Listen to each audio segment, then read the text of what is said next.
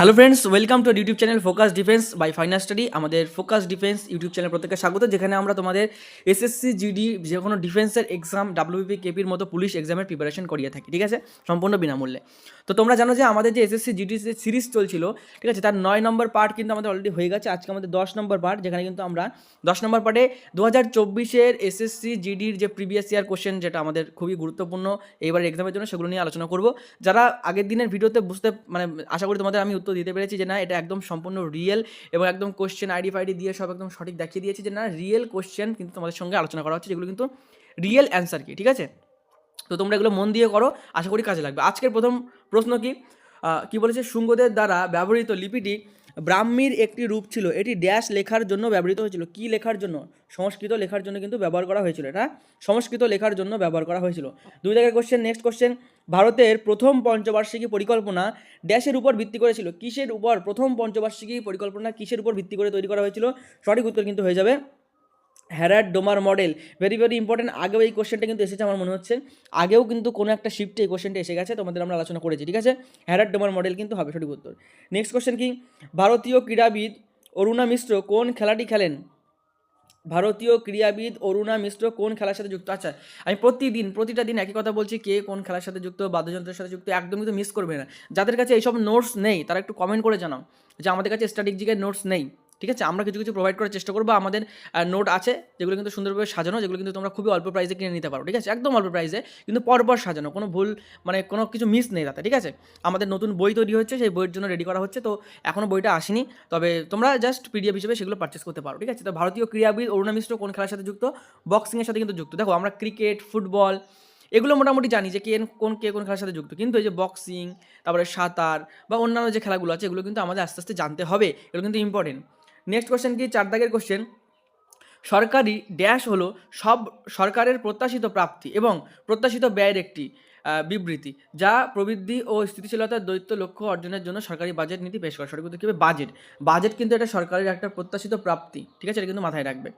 Next question কি, ভলিবলে কোনো সেটে পঞ্চম সেট ছাড়া, কী বলছে, ভলিবলে কোনো সেটে খেলাটি ড্যাশ এ টাই হলে সেটিতে ততক্ষণ চলতে থাকে যতক্ষণ না এটি দল অন্যটির উপর 2 পয়েন্ট লিড করে থাকে, ঠিক আছে। বলেছে কি, ভলিবলের কোনো সেটে খেলাটি যদি টাই হয়, কত টাই হলে, 14 টাই হলে, 24 11 18 কত টাই হলে সেটি ততক্ষণ চলতে থাকে যতক্ষণ না একটি দল অন্য 2 পয়েন্ট লিড করে।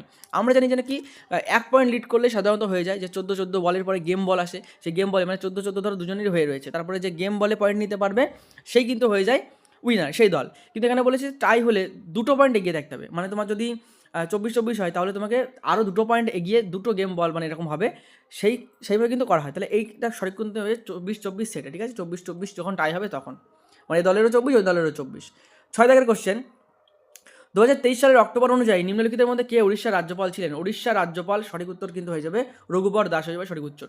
তোমরা যারা আমাদের ভিডিওগুলো প্রতিদিন দেখো, তোমরা খুবই ভালোবাসা দিচ্ছ, ভিডিও দেখছো, তোমাদের চাহিদা আছে, আমরা বুঝতে পারছি, আমরা তোমাদের জন্য প্রতিদিন ভিডিও আনবো। তবে একটা রিকোয়েস্ট তোমাদের জন্য থাকবে, তোমরা প্লিজ ভিডিওতে লাইক করে দেবে, ঠিক আছে। আমরা শুধুমাত্র তোমাদের লাইক কমেন্টের আশায় কিন্তু ভিডিওগুলো করি, ঠিক আছে।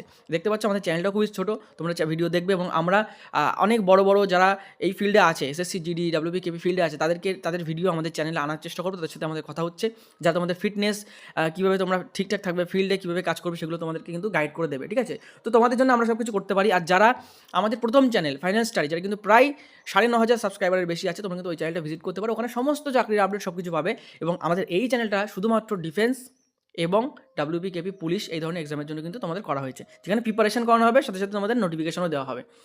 7 দাগের কোশ্চেন, ভারতের কোন রাজ্যে ফ্লামিঙ্গো ফেস্টিভ্যাল আয়োজিত হয়? ফ্লামিঙ্গো ফেস্টিভ্যাল কোন রাজ্যে আয়োজন করা হয়? সঠিক উত্তর কিন্তু অন্ধ্রপ্রদেশ। আচ্ছা, কোন রাজ্যের কোন উৎসব, কোন রাজ্যে কোন অনুষ্ঠান হয়, এটা কিন্তু খুবই ইম্পর্টেন্ট স্ট্র্যাটেজিকের জন্য কিন্তু। নেক্সট কোশ্চেন, বিধবা পুনর্বিবাহ সমিতি 1861 এর প্রতিষ্ঠাতা ছিলেন কে?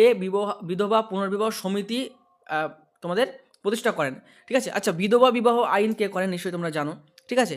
তো বিধবা বিবাহ আইন ঈশ্বরচন্দ্র বন্দ্যোপাধ্যায় করেন।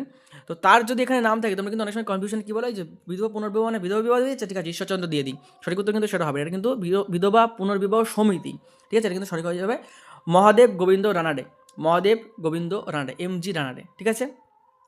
নেক্সট কি, 9 কোশ্চেন, কোন প্রবাদ প্রতিম প্লেব্যাক গায়ক যিনি তার মন্ত্রমুগ্ধকর কণ্ঠ এবং মেরে সপনোকে রানী কাব আয়েগি তু এর মতো ক্লাসিক হিট গানের জন্য পরিচিত, যিনি সঙ্গীত পরিচালক এবং সুরকারও ছিলেন।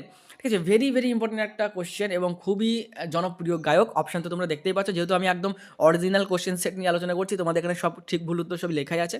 ঠিক আছে, আমরা এটাকে সাজিয়ে গুছিয়ে করতে পারতাম, কিন্তু আগের ভিডিওতেই বলেছি, অনেকে ভাববে যে না এটা ফেক কোশ্চেন, আমরা নিজের মন গড়া দিয়েছি। না, একদম অরিজিনালটা নিয়ে আলোচনা করছি। তো মেরে স্বপ্নকে রানী কাব আয়েগি তো একটা বিখ্যাত গান। যারা এই যে আগের কথাগুলো বলেছে এগুলোও বুঝতে পারোনি, যারা শুধু এইটুকু জানো যে না এই গানটা কার লেখা বা কে গেয়েছে, তাহলেই তোমরা উত্তরটা করতে পারবে। আবার যদি কেউ জানো না যে গানটা কার লেখা কিন্তু কার কথা বলা হয়েছে, সঠিক উত্তর কিন্তু হয়ে যাবে আমাদের বিখ্যাত কিশোর কুমার কিন্তু হয়ে যাবে সঠিক উত্তর। নেক্সট কোশ্চেন, ভারতের 2011 সালের আদমশুমারি অনুসারে ভারতের জনসংখ্যার গড় ঘনত্ব প্রতি বর্গ কিলোমিটারে কতজন? 2011 আদমশুমারি কিন্তু ভেরি ভেরি ইম্পর্টেন্ট, কারণ 2011 পরে কিন্তু এখনও অফিসিয়ালি কিন্তু আদমশুমারি হয়নি, যেভাবে হয় সেভাবে কিন্তু এখনও হয়নি। একটা আন্দাজ করে বা স্যাটেলাইট পিকচার হ্যান ত্যান করে অনেক কিছু করেছে, কিংবা দেখা যাচ্ছে ভোটার লিস্ট দেখে, কিন্তু যেভাবে আদমশুমারি হয় সেভাবে কিন্তু লাস্ট 2011 হয়েছিল। তারপরে 10 বছর পর হয় 2021 হওয়ার কথা ছিল, কিন্তু আমরা প্রত্যেকে জানি 2021 কোভিড-19 ছিল, হয়নি। তাহলে এই 2011 যে আদমশুমারি বা জনগণনা, এটা কিন্তু খুবই ইম্পর্টেন্ট, খুবই। এর প্রতিটা পয়েন্ট পড়তে হবে। এর উপরে আমি তোমরা যদি কমেন্ট করে জানাও যে লিখবে 2011 আদমশুমারি বা 2011 জনগণনা, ঠিক আছে, তাহলে তোমাদের এই 2011 জনগণনার উপরে একটা ডিটেলস ভিডিও আনবো, যেখানে খুঁটিনাটি সব আলোচনা করবে। শিক্ষার্হতার হার, বর্গ কিলোমিটারে কত কী হয়েছে, তারপরে বেশি কোনটা কম কোনটা, মানে জনঘনত্ব বেশি কোনটা কম কোনটা, ছেলে মেয়ের হার কোন রাজ্যে বেশি কম, সব কিছু আলোচনা করবো। যদি তোমরা কমেন্ট করো তাহলে আমরা এই ভিডিওটা আনবো, ঠিক আছে। তো এখানে দেখতে পাচ্ছ যে কী হবে, প্রতি বর্গ কিলোমিটার কতজন? 382 জন, মানে 1 বর্গ কিলোমিটারের ভিতরে, মানে এদিকে 1 কিলোমিটার এদিকে 1 কিলোমিটার, এরকম একটা জায়গার ভিতরে 382 জন মানুষ বাস করে। তাহলে এখন সেটা কিন্তু অনেকটা বেড়ে গেছে, কারণ তখন আমরা জানি 2011 জনগণনা, মানে জনগণ ওই নিয়ার ইকুয়ালস টু ধরো ওই 130 কোটি ছিল, এটা কিন্তু এখন প্রায় 150 কোটি প্লাস হয়ে গেছে, ঠিক আছে, তাহলে নিশ্চয়ই বেড়েছে।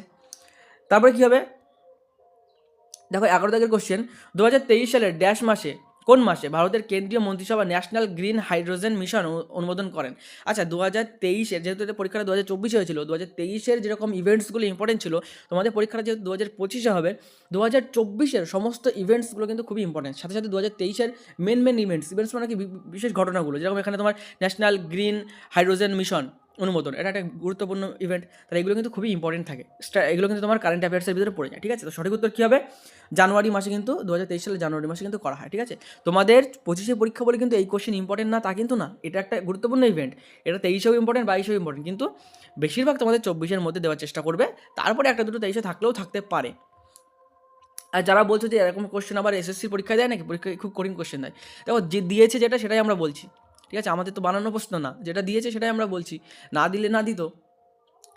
তো নেক্সট কোশ্চেন এখানে কি বলেছে, নিম্নলিখিত কোন দল আইসিসি U19 আন্ডার-19, ঠিক আছে, U19 মানে কিন্তু আন্ডার-19, আইসিসি আন্ডার-19 মহিলাদের T20 বিশ্বকাপ 2023 জিতেছে? নিম্নলিখিত কোন দল? ভারত দল, অবশ্যই আমাদের ভারত জিতেছে না, মনে নেই? আমাদের ভারত কিন্তু 2023-এ T20 ওয়ার্ল্ড কাপ জিতেছিল, যেটা কিন্তু মানে মহিলাদের T20 যেটা। নেক্সট কি, ভারতের 2011 সালে আদমশুমারি অনুসারে, দেখো একই সেটে আদমশুমারি থেকে দুটো কোশ্চেন আসছে 2011 আদমশুমারি থেকে, তাহলে বুঝতে পারছো কতটা ইম্পর্টেন্ট।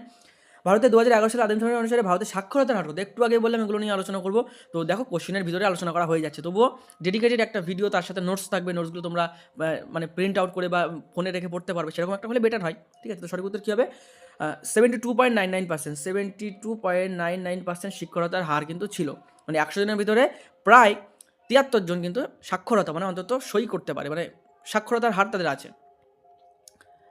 14 কোশ্চেন বলেছে, প্রধানমন্ত্রী নরেন্দ্র মোদী 20 অক্টোবর 2023-এ উত্তরপ্রদেশের শাহিবাদ র্যাপিডেক্স স্টেশনে দিল্লি গাজিয়াবাদ মিরাট RRTS করিডোরের অগ্রাধিকার বিভাগ উদ্বোধন করেন। RRTS-এর টি এর অর্থ কী? মানে তোমাদের এই RRTS-এর পুরো ফুল ফর্ম জানতে হবে, তার ভিতর টি এর অর্থ কী? আচ্ছা, যারা দেখি তো RRTS-এর ফুল ফর্ম যারা জানো অবশ্যই কমেন্ট করে জানাবে, আর তোমরা যারা পারবে না, আমি এখন বলে দিচ্ছি না, কারণ তাহলে তোমাদের অনেকেই কমেন্ট করবে না, তোমরা কমেন্ট করে জানাও যে RRTS এর ফুল ফর্ম কী, পুরো ফুল ফর্মটা বলবে, যার ভিতর টিটা এখানে দেখা দিতে হবে, টি ফর ট্রানজিট, ঠিক আছে, ট্রানজিট হবে টি ফর, তাহলে RRTS এর ফুল ফর্মটা লিখে জানাবে। তোমরা না পারলে অবশ্যই আমি কমেন্ট করে আমি কমেন্টটা পিন করে দেবো, তোমরা পরবর্তীতে দেখে নিতে পারবে, ঠিক আছে, এখন আমি বলছি না। নেক্সট 15 কোশ্চেন, জাতীয় নৃত্য শিরোমণি পুরস্কার 2022 জিতেছেন কে? এই যে বললাম না, দেখেছো সঠিক কিন্তু আমাদের এটা যে 24 হয়েছিল বলে শুধু যে 23-এর কারেন্ট অ্যাফেয়ার্স দেবে তা কিন্তু না, 22-এরও দিয়েছে। সুতরাং তোমাদের 25 হচ্ছে বলে তোমাদের যে 24-এর দেবে তা কিন্তু না। ইম্পর্টেন্ট ইভেন্ট যেগুলো মানে শুধু ইম্পর্টেন্ট ওই 2023-এই হয়েছে সেগুলো কিন্তু তোমাদের দেবে। যেরকম এইটাও দিতে পারে 2022-এর। সঠিক উত্তর হবে কিন্তু অপর্ণা সতীশন, তিনি কিন্তু 2022-এ কিন্তু জাতীয় নৃত্য শিরোমণি পুরস্কার পেয়েছেন। নেক্সট কোশ্চেন, ভারতীয় সংবিধানের নিম্নলিখিত কোন অনুচ্ছেদে রাজ্যসমূহে বিধান পরিষদের বিলোপন বা সৃষ্টির কথা বলা হয়েছে? অনুচ্ছেদ নাম্বার 169-এ কিন্তু বলা হয়েছে। ঠিক আছে, পরবর্তী কোশ্চেন কি, ওয়াজেদ আলী শাহের পৃষ্ঠপোষকতায় 19 শতকে ড্যাশের স্বর্ণযুগ এসেছিল, কিসের, কোন জিনিসের? আচ্ছা, এখানে কিন্তু দেখতে পাচ্ছ অপশন দেখলে আমরা বুঝতে পারছি এখানে নৃত্য, বিভিন্ন রকম নৃত্যকলার নাম বলা হয়েছে, কত্থক, ওড়িশি, মণিপুরি, কুচিপুড়ি। তাহলে কার হাত ধরে এই যে স্বর্ণযুগ, কত্থকের স্বর্ণযুগ এসেছিল? ওয়াজেদ আলী শাহের। তোমাদের এইবার পরীক্ষা এমনও দিতে পারে যে কত্থক নৃত্যের স্বর্ণযুগ এসেছিল কার হাত ধরে, কার পৃষ্ঠপোষকতায়, তখন কিন্তু হয়ে যাবে ওয়াজেদ আলী শাহ। মানে ঘুরিয়ে প্রশ্ন দিতে পারে, কিন্তু এরকম টাইপের কোশ্চেন কিন্তু থাকবে। ঠিক আছে, এগুলো কিন্তু নৃত্যর থেকে খুবই গুরুত্বপূর্ণ যে টপিকগুলো তারা কিন্তু কোশ্চেন।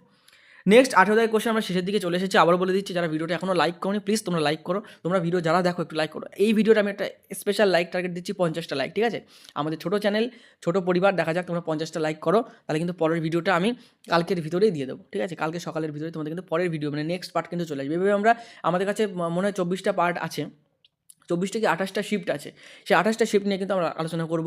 তারপরে আমরা ডিটেলস তোমাদের ইম্পর্টেন্ট টপিকগুলো নিয়ে আলোচনা করব। অবশ্যই কোশ্চেনের লেভেল একটু হার্ড হবে যতদূর আমাদের মনে হচ্ছে, তো সেই নিয়ে আলোচনা করব। ঠিক আছে, 24-এর কোশ্চেন দেখে আশা করি 25-এর কোশ্চেন তোমরা বুঝতে পারছো কেমন হবে। 18 কোশ্চেন, 1969 সালের এমআরটিপি আইনের লক্ষ্য কী ছিল? 1969 সালে এমআরটিপি আইনের লক্ষ্য ছিল, কী লক্ষ্য ছিল? 4 দাগ নম্বর সঠিক উত্তর দেখতে পাচ্ছ, একচেটিয়া সীমাবদ্ধ বাণিজ্য অনুশীলনের পরিচালনা ও নিয়ন্ত্রণ করা। একচেটিয়া এবং সীমাবদ্ধ যে বাণিজ্য অনুশীলনের পরিচালনা করা এবং নিয়ন্ত্রণ করা ছিল এমআরটিপির মেন লক্ষ্য। ঠিক আছে, তো নেক্সট কোশ্চেনে আমরা যাব। 19 দাগের কোশ্চেন, নিচের কোনটি এস ব্লক মৌল? দেখো সায়েন্সের থেকে কিন্তু খুবই কম কোশ্চেন দিয়েছে, আমি দেখছি সায়েন্স যে মানে পার্টটা জিএস থেকে কিন্তু অনেকটাই কম কোশ্চেন। আমরা আগের যে শিফটগুলো তো দেখলাম, আমরা বুঝতে পারছি। তবে হ্যাঁ, এটা কিন্তু একটা ভালো প্রশ্ন দিয়েছে, যেটা দিয়েছে সেটা কিন্তু ভালো প্রশ্ন দিয়েছে। মোটামুটি যারা সায়েন্স ফায়েন্স নিয়ে পড়েছে বা যারা ক্লাস 10-এ খুব ভালো করে পড়েছে ফিজিক্যাল সায়েন্স, তারা কিন্তু পারবো। নিচে কোনটি এস ব্লক মৌল?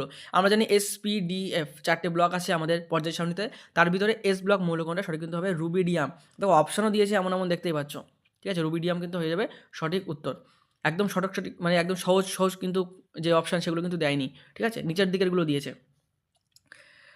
নেক্সট, আচ্ছা একটা কথা এখানে তোমাদের বলেছি, মোটামুটি কিন্তু তোমরা 1 থেকে 30 পর্যন্ত পর্যায় সারণীর মৌলগুলো মোটামুটি মুখস্থ রাখবে।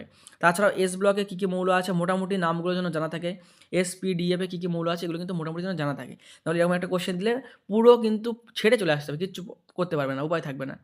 নেক্সট 20 দাগের কোশ্চেন এবং আজকের ভিডিও লাস্ট কোশ্চেন। এর পরবর্তী ভিডিও আমাদের 11 নম্বর পার্ট খুব তাড়াতাড়ি আসবে, যদি তোমরা 50টা লাইক টার্গেট মানে ফুলফিল করে দাও। তা না হলে হয়তো 1-2 দিন পরে আসবে, কারণ আমাদের অন্যান্য পেইড ব্যাচ চলছে এবং তোমাদের জন্য স্পেশাল এসএসসি জিডির জন্য আমরা একটা প্র্যাকটিস ব্যাচ বা যেটাকে বলতে পারো টেস্ট সিরিজ ব্যাচ, যেখানে কিন্তু মোটামুটি তোমাদের 20টা মতো মক টেস্টের ব্যবস্থা আমরা একটা করবো। 10 থেকে 20টা কত হবে বলতে পারছি না। ঠিক আছে, এবং সেখানে কিছু প্রিভিয়াস ইয়ারের কোশ্চেন থাকবে, প্রিভিয়াস ইয়ারের এই যে কোশ্চেনের পিডিএফ সেটা তোমাদের প্রোভাইড করবো এবং পুরোটাই অনেক মিনিমাম প্রাইসে রাখা হবে। ঠিক আছে, প্রাইস এই জন্যই রাখছি কারণ তোমরা যদি প্রাইস কিছু ভ্যালু না দাও তাহলে কিন্তু তোমরা কোনো কিছু টাকা না দিলে তার ভ্যালুটা আসলে বোঝা যায় না। ঠিক আছে, এটা প্রত্যেকেই জানো। ফর্ম ফিল আপ করতে যেসব ফর্ম ফিল আপে টাকা নেয় না বা টাকা লাগে না, তোমাদের মানে সেরকম একটা ইন্টারেস্ট থাকে না, কিন্তু যে দেখে যে না 500 টাকা দিয়ে ফর্ম ফিল আপ করতে হচ্ছে, মানে কি পরীক্ষাটা পরের বার আমি যদি ফর্ম ফিল আপ করি তাহলে পড়লে তবেই ফর্ম ফিল আপ করবো, নাহলে করবো না। মানে আমি ভ্যালুটা বুঝলাম যে না এই পরীক্ষা দিতে গেলে আমার পড়তে হবে, পড়া কমপ্লিট হলে তবে গিয়ে আমি ফর্ম ফিল আপটা করবো। ঠিক আছে, সুতরাং ভ্যালুটা সবাই বুঝতে হয়। আমরা তোমাদের জন্য ভিডিও করছি, তোমরা আমাদের ভ্যালু দিতে পারো লাইক করে, কমেন্ট করে, চ্যানেল নতুন হলে সাবস্ক্রাইব করে। ঠিক আছে, ভারতীয় সংবিধান অনুসারে প্রাণ ও দৈহিক স্বাধীনতার রক্ষণ হলো নিচের কোনটি? একজন ব্যক্তির মৌলিক অধিকার, তাহলে এটা একটা মৌলিক অধিকারের ভিতরে পড়ে নাকি কর্মপদ্ধ নির্দেশনা নীতির উপর পড়ে, রাজ্যের মৌলিক কর্তব্য নাকি অপ্রয়োগযোগ্য অধিকার? তাহলে সঠিক উত্তর কী হবে? একজন ব্যক্তির অবশ্যই মৌলিক অধিকার, তার প্রাণ ও দৈহিক স্বাধীনতা রক্ষণ করা তার নিজস্ব একটা মৌলিক অধিকার। ঠিক আছে, 10 নম্বর কোশ্চেন 20 নম্বর কোশ্চেন হয়ে গেল। আজকে ভিডিও এখানে শেষ। আশা করি ভিডিওটা ভালো লেগেছে, লাইক করে দিয়েছো, 50টা লাইক আশা করি হয়ে গেছে। দেখা হবে কোনো পরবর্তী ভিডিও নতুন টপিক নিয়ে। ততক্ষণ পর্যন্ত সুস্থ থেকো, ভালো থেকো, পড়াশোনা করতে থাকো। জয় হিন্দ, জয় ভারত।